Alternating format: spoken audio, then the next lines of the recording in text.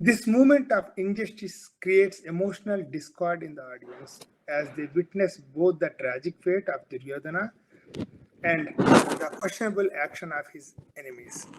In the play, Bhasa doesn't show Duryodhana purely as a villain.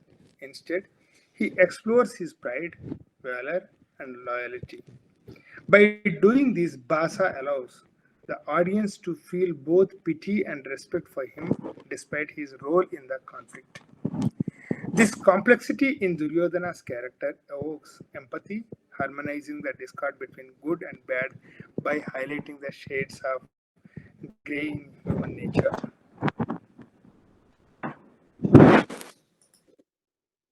Uh, I'm going to play a small video. If you are not getting, please let us know. Let me. This is Urubengam play directed by me. A collage of scenes are portrayed here.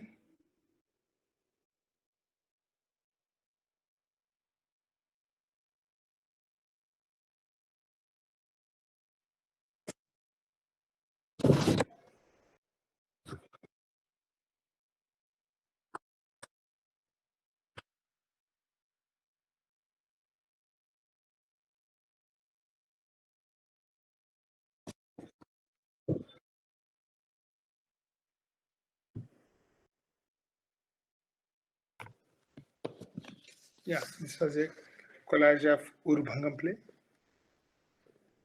just to show different emotions.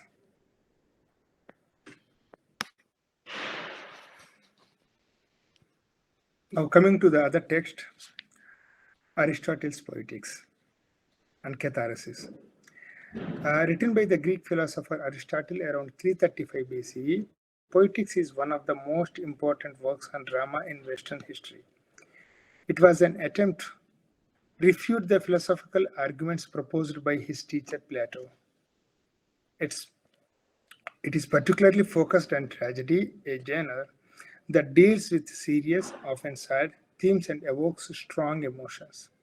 Aristotle introduced the idea of catharsis or emotional release as a key part of what makes a good tragedy.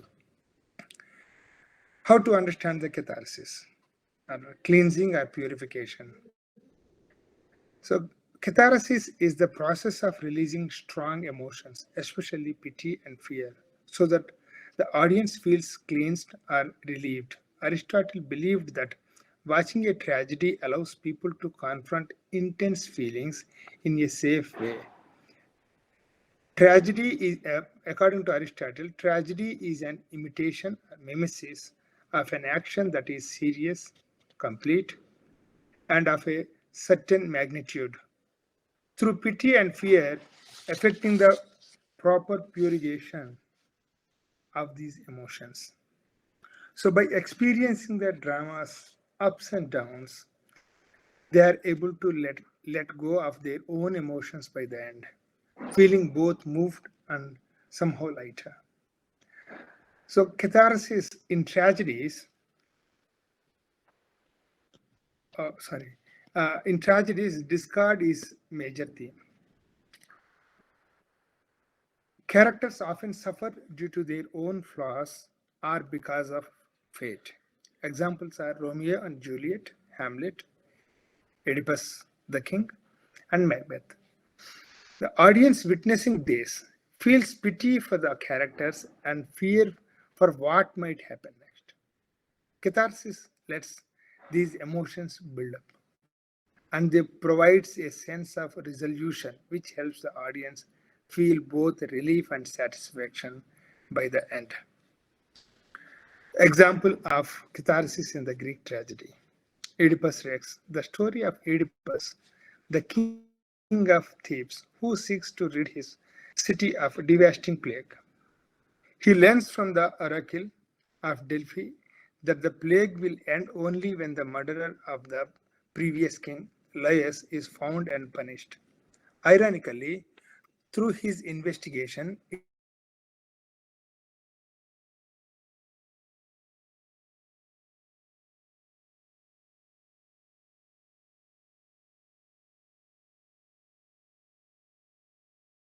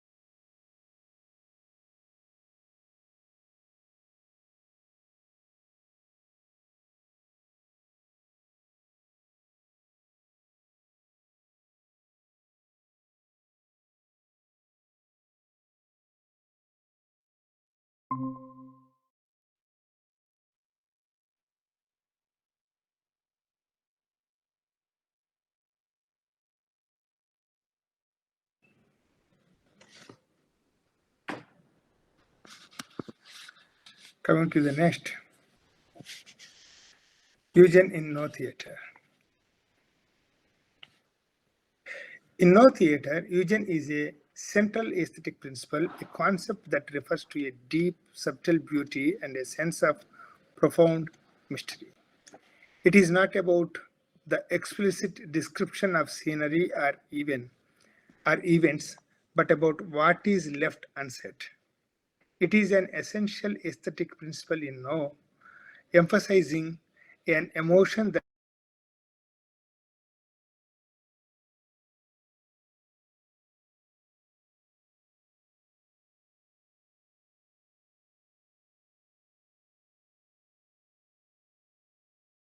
and masked heavily on the power of suggestions and understatement.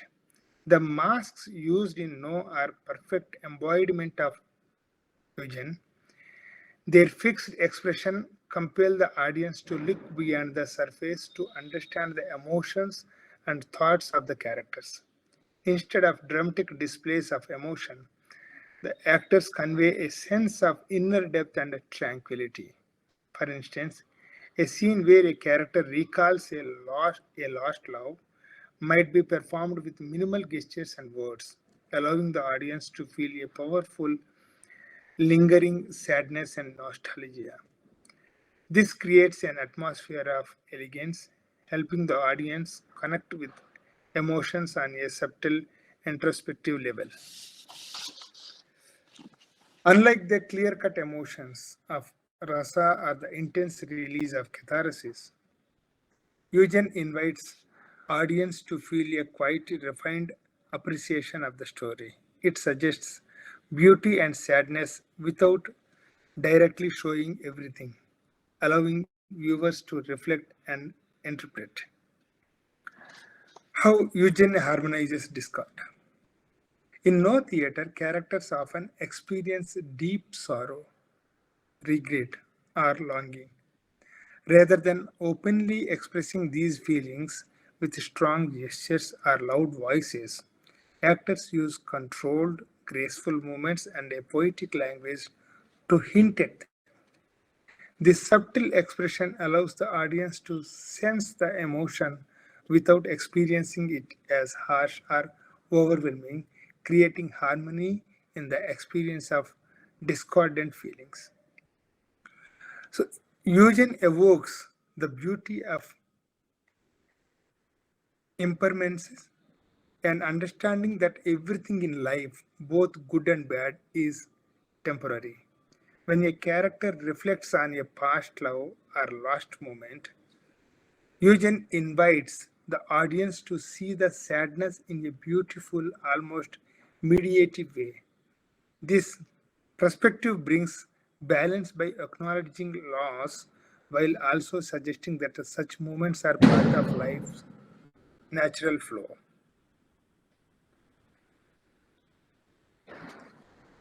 At Samurai is a famous play in No Theatre, written by Jenny. So the play tells the story of a young aristocratic warrior who is killed in battle by the older samurai Kumegai.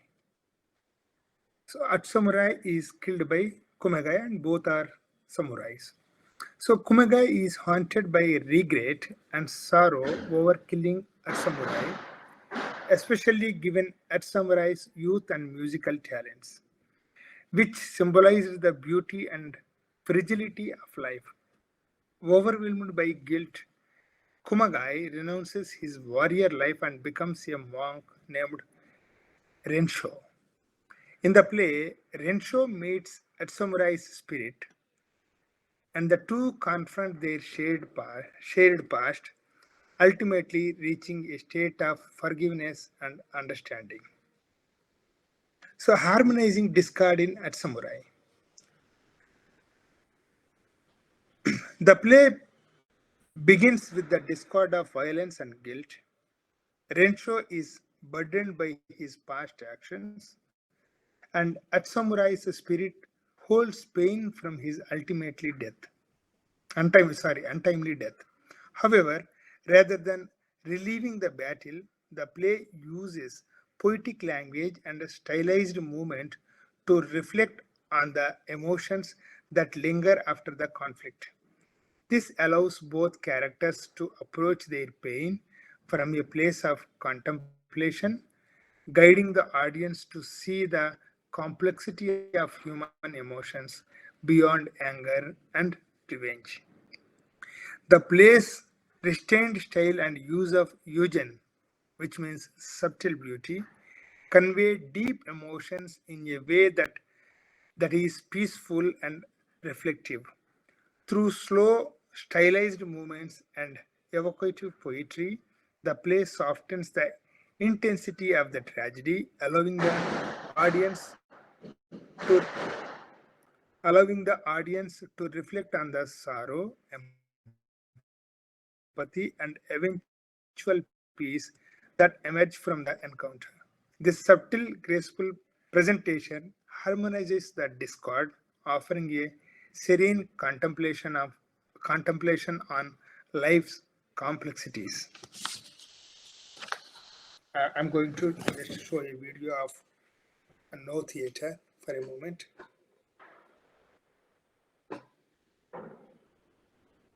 Give me a second, please.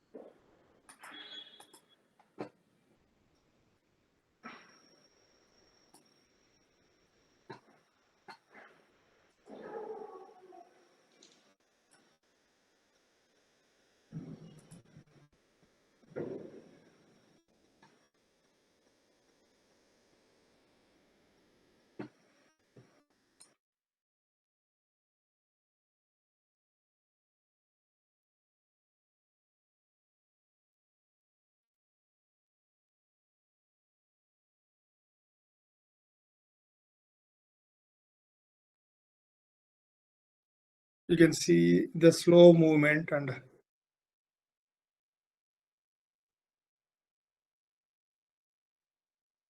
there is no expression, there is no fast movement, only slow movements are there.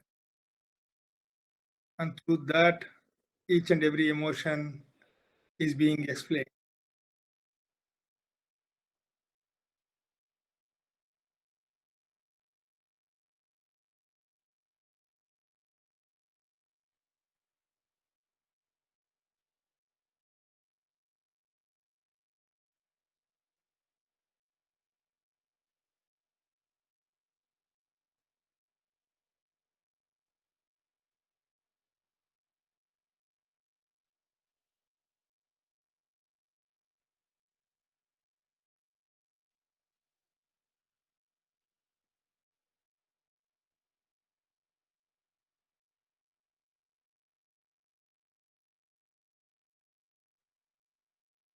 This is the spirit.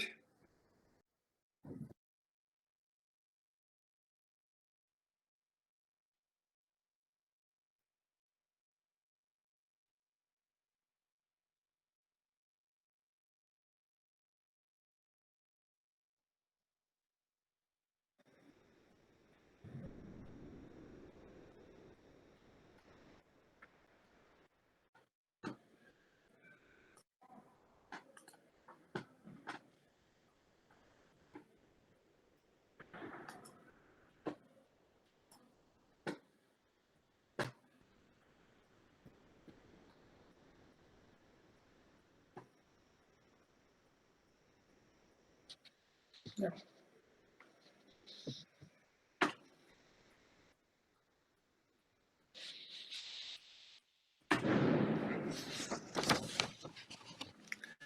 So, comprising rasa, catharsis, and eugen, different paths of harmonizing discard. Rasa invites the audience to explore a full palette of emotions directly, with each emotion crafted to achieve aesthetic pleasure. On the other side, catharsis involves a more focused, intense emotional experience, often of pity and fear, that culminates in a release. Eugen, in contrast, softens the emotions, presenting them indirectly and inviting introspective contemplation rather than direct expression. Emotional transformation. Rasa transforms discord into harmony by balancing various emotions. Catharsis does so by purging intense emotions, and eugen by accepting and reflecting on emotions in a way that is subtle and understand. So, what is the role of audience experience? In rasa, the audience actively experiences emotions that bring satisfaction and closure. In catharsis, the audience confronts and releases personal emotions in a way that cleanses and clarifies. Through eugen, sorry, the audience is invited to a peaceful contemplation of emotion where beauty and impermanence are reconciled. So my conclusion, each concept leads the audience to a different type of harmony. Rasa through fullness and satisfaction, catharsis through emotional release and clarity, and eugen through quiet acceptance and reflective beauty. Together, they illustrate the diverse way in which theater can transform discard into a meaningful experience of balance and understanding. Harmonizing discard is a timeless goal in storytelling and drama through rasa, catharsis, and eugen. Classical theater texts from different cultures provide distinct ways to return conflict into harmony, creating stories that resonate deeply with audience. These ancient methods remind us that while cultures and storytelling techniques may differ, the universal desire for harmony and emotional connection remains the same. This ability to transform discard into beauty is what keeps these classical insights alive and relevant even today's world of storytelling and drama presentation. Thank you. Thank you, sir, for that enlightening address. Now we have the paper presentation. The paper presenter for today's session is Mr. Ganesh. He is a postgraduate student from the Department of English, Nandanam Arts College, Chennai. I request Mr. Ganesh to present his paper titled Transformation in Classical Narratives. So moment. Sir, after Ganesh presents, you can give your comments and feedback on his paper, sir. So we usually the keynote speaker does Okay, that. ma'am. Okay. Thank you. Very good evening to my friends and fellows and to our professor, Dr. VENKATA BURLA, and the ma'am who encourages me to present this paper. And myself, Ganesh, I'm currently pursuing my MA in English Literature at Government Arts and Science College in Nandanam. So my topic is conflict transformation in classical literature.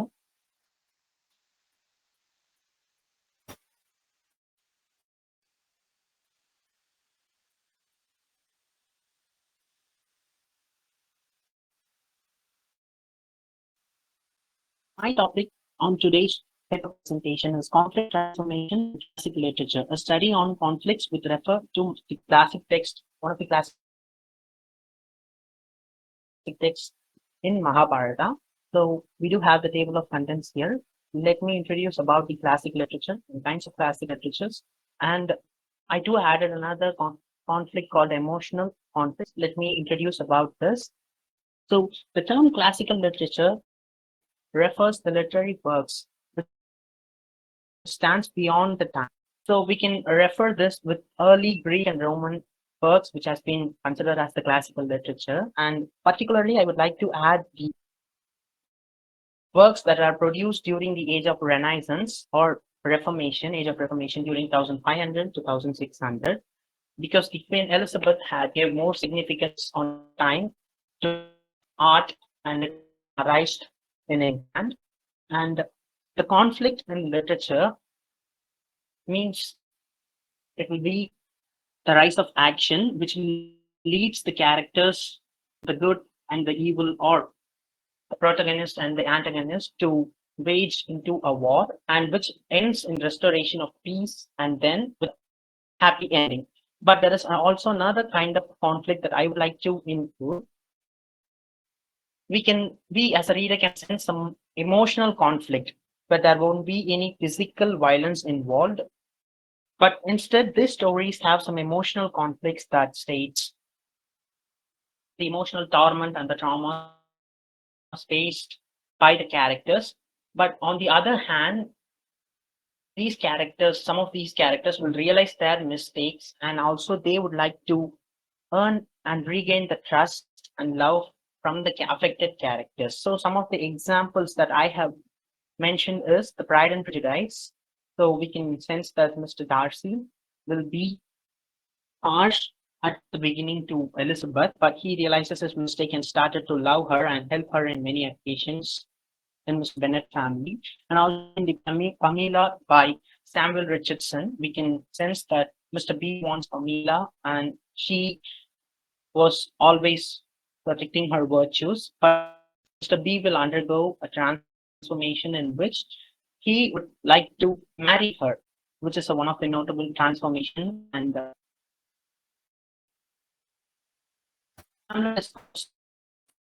conflict in which at first he doesn't want to kill his uncle Claudius, but he will undergo an emotional trauma and then decides to kill him for killing his father and in an illegal relationship with his own mother. So this was one of the emotional conflict, and I would like to apply the theory of conflicts in reference with Mahabharata, the Indian classic.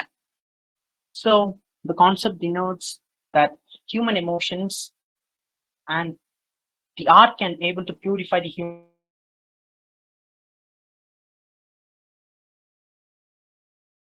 or we can emotionally engage with the characters and we can also learn the mistakes that they did and we won't commit that. So greediness in Mahabharata, the classic Indian literature text, the antagonist Duryodhan was greedy on the land and the throne of Hastinapur. So he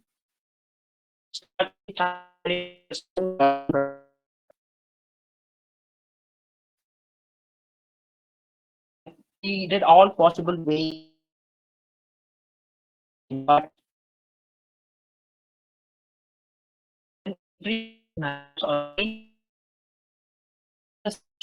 that characters